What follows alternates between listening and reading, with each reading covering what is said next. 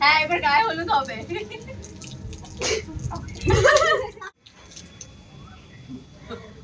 এই নাকে আবিরগুলো উড়ে উড়ে ঢুকছে।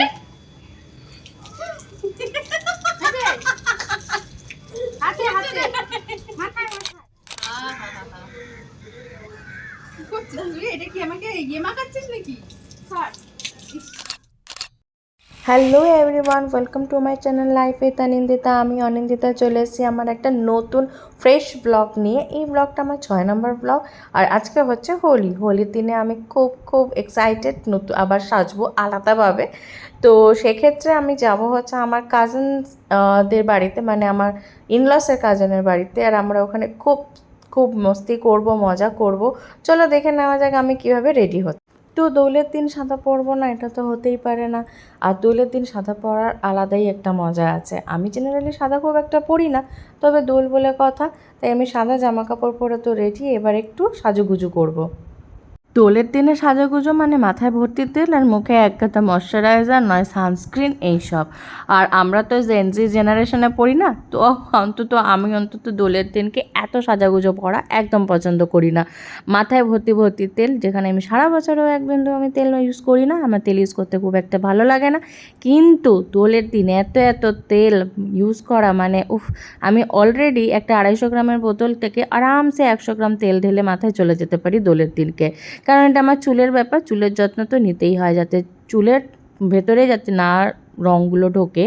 তো আমি সেই জন্য একটা বেনুনি করে নিয়েছি। তো বেনুনিগুলো আমার খুব একটা চুল এতটা হেলদি না হলেও বা যতটুকু চুল আছে ততটুকু তো যত্ন না করলে না, নাহলে এরপরে দেখবে আমি ন্যাড়া হয়ে যাব। তো সেই ক্ষেত্রে আমি তো রেডি, চুল নিয়ে রেডি।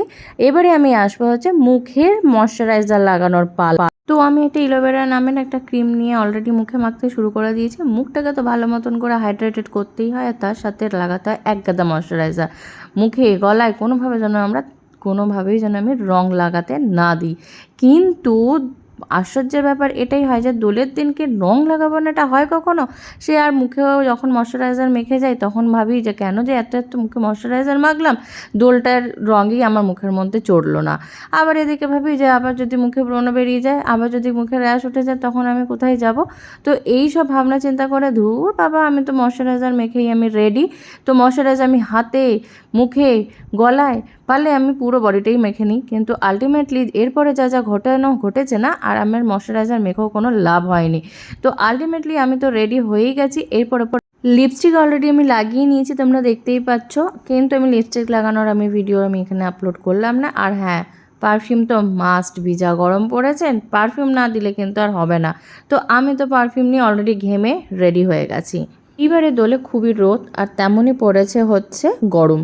তো আমি তো ওই গরম আর রোদ থেকে বাঁচার জন্য সানগ্লাস পরে রেডি। তো পুরো ভিডিওটা দেখতে থাকো এরপরে কি হয়।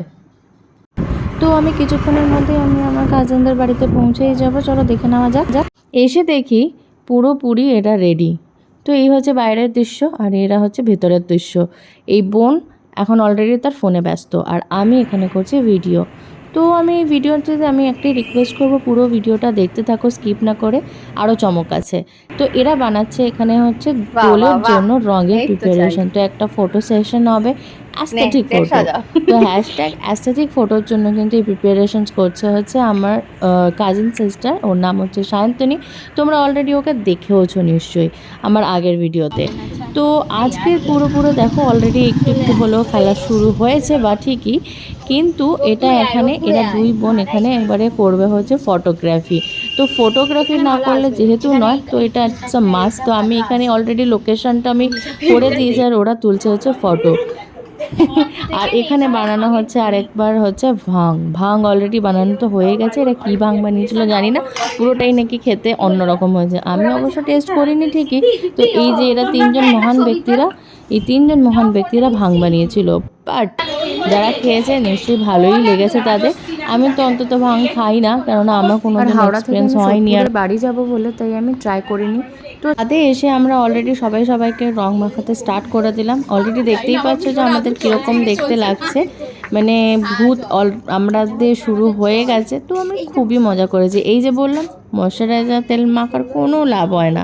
হ্যাঁ, তেল মাখার চুলে সত্যিই লাভ হয়, কিন্তু ময়শ্চারাইজার মাখার সত্যিই কোনো লাভ হয় না। তো এখানে সবাইকে তো মানে চিনতে পারবে কতটা আমি জানি না। তো আরেকবার বলছি সবাইকে, আমার ভিউয়ার্সকে happy Holi to you and শুভ Dol Purnima to my Bengali watchers and Bengali viewers. তো সেক্ষেত্রে আমি এইটুকু বলবো, safe Holi, enjoy the Holi. আর বড়দের সবাইকে আমি প্রণাম জানাই, ছোটদের খুব খুব খুব করে ভালোবাসা।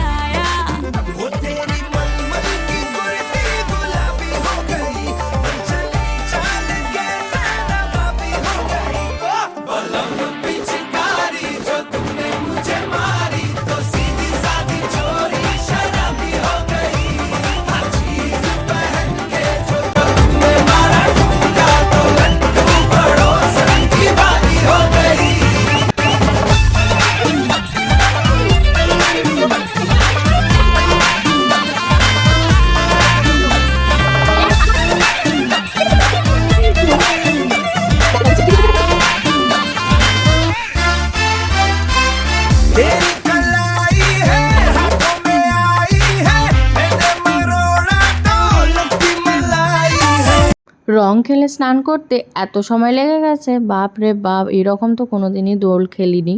আর এতটা যে এরকম হবে সেটাও আমার জানা ছিল না।